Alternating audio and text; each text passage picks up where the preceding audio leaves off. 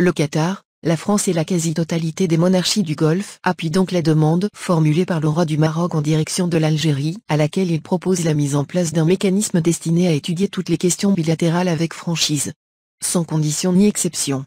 Le discours prononcé à l'occasion de la Marche verte, opération d'envahissement du territoire sahraoui menée en 1975 par Hassan II, a surpris, il faut le dire.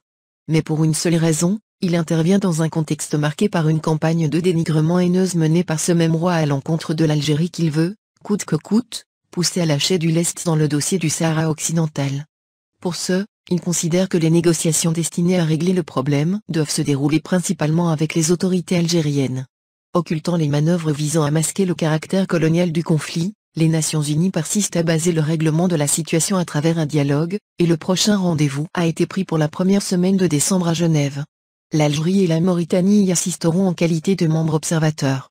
Mais le Maroc veut conférer à cette réunion un caractère autre que celui qui lui est attribué. Faire de l'Algérie une puissance qui a une responsabilité dans le conflit. Autrement dit, inviter le pays à faire table rase de son soutien à la République arabe sahraoui démocratique, et ceci expliquant cela, régler comme il l'entend, le différend qu'il a avec l'Aïoun. C'est se méprendre de la diplomatie algérienne et croire qu'il suffit, de mots pour que l'Algérie accourt et soutienne sa majesté.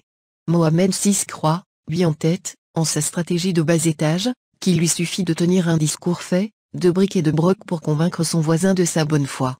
Et pourtant, combien de fois, depuis longtemps, l'Algérie lui a proposé des solutions, avantageuses pour le Maroc et partant tout le Maghreb. Le Sahara occidental est une question de décolonisation qui trouvera son terme, avec l'ONU. L'Algérie, à cet égard, n'a rien à voir dans cette rivalité entre colonisateurs et colonisés. Ce qui implique, après et avant tout, la monarchie alaouite. Ce n'est pas un speech aussi lénifiant soit-il qui résoudra le problème, mais des actes. C'est peu dire en effet que le roi et le Magzen n'ont aucune envie que cette table ronde ait lieu du moment qu'il ne leur a pas été accordé satisfaction, sur le format qu'ils ont essayé de lui imposer, à savoir que l'Algérie, et non le Front Polisario, soit considérée comme la partie prenante au conflit du Sahara occidental, face au Maroc. En lançant son appel au dialogue, Mohamed VI savait que cela ne laisserait pas indifférente l'Algérie, qui en a fait la doctrine concernant les litiges et différends entre les États, et a dû penser qu'il la mettait se faisant au pied du mur, d'avoir en y répondant favorablement à lui fourni la justification du retrait marocain de la table ronde, soit de se déjuger doctrinellement en faisant la sourde oreille à sa proposition. Sur le principe d'aller au dialogue direct et franc avec le voisin marocain, l'Algérie est tout à fait d'accord, mais non sans être précautionneuse à vouloir plus de clarification sur les contours du dialogue qu'il lui propose. En ne disant ni oui ni non à l'appel de Mohamed VI, les autorités algériennes temporisent à l'évidence pour vérifier la sincérité, telle qu'affirmée par son auteur, laquelle sera jaugée au cours de la table ronde de Genève. S'il est réellement en disposition de discuter son tabou des questions et différends qui font problème dans les relations algéro-marocaines, le monarque marocain a l'opportunité d'en faire la preuve au cours de la table ronde, en faisant renoncer ses représentants à l'exercice consistant à soutenir que l'Algérie est seule cause de la poursuite du conflit du Sahara occidental. C'est avec le Polisario que le Maroc a signé en début des années 90 l'accord de cessez-le-feu sous l'égide onusienne, prévoyant l'organisation d'un référendum d'autodétermination pour le peuple sahraoui. L'Algérie a béni cet accord en tout ce qu'il a disposé, mais sa constance à en réclamer le plein respect est ce qui en creux guide le comportement du voisin de l'Ouest à son égard, et est le fil conducteur des mesures unilatérales prises par Rabat, qui ont graduellement envenimé les rapports algéro-marocains. Ce que le souverain marocain qui s'est dit sincère a occulté dans l'adresse faite à l'Algérie. Mettre l'Algérie en mauvaise posture.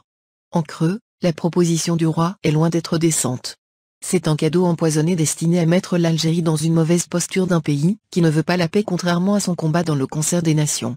Telle est l'arrière-pensée du roi Mohamed VI, qu'on ne peut soupçonner par ailleurs d'une quelconque empathie à l'égard de l'Algérie.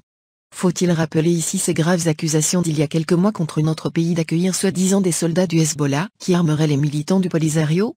Ce fut presque une déclaration de guerre. Une invitation aux grandes puissances de s'occuper de l'Algérie au prétexte fallacieux qu'elle serait devenue la Mecque de l'Iran et du Hezbollah. Difficile après tout ça de donner crédit à une subite bienveillance d'un roi connu et reconnu pour son caractère ombrageux et acariâtre. Sur ce coup-là, il s'est en tout cas pris les pieds dans le tapis.